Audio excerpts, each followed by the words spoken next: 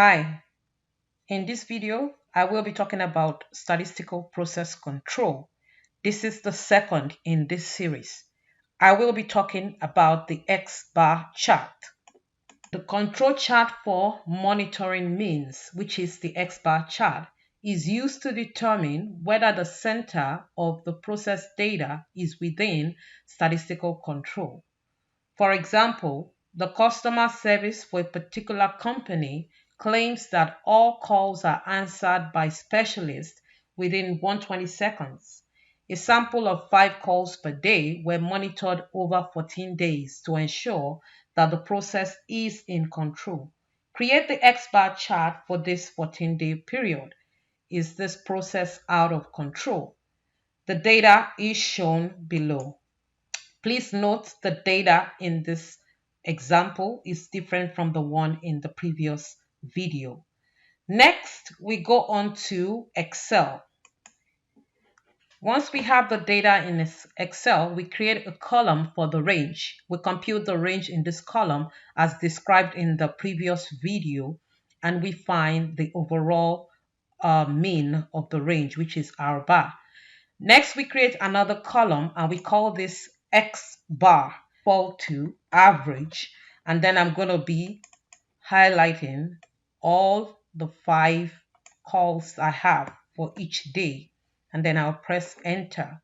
And I'll compute an overall average, which is my X bar by taking the average of my X bar column. So my R bar in this case is 37.2.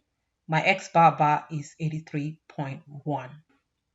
Next, I'll go to my control chart constant table and find A2. My N is 5, so my A2 is 0.577. My center line is X bar, which is 83.1 we obtained from Excel. My upper control limit will be X bar plus A2R bar. That will simply be 83.1 plus 0.577 times 37.2, which is 104.5. And my lower control limit, which in this case is 83.1 minus 0.577 times 37.2, which is 61.6. Next, I will be making the X bar chart.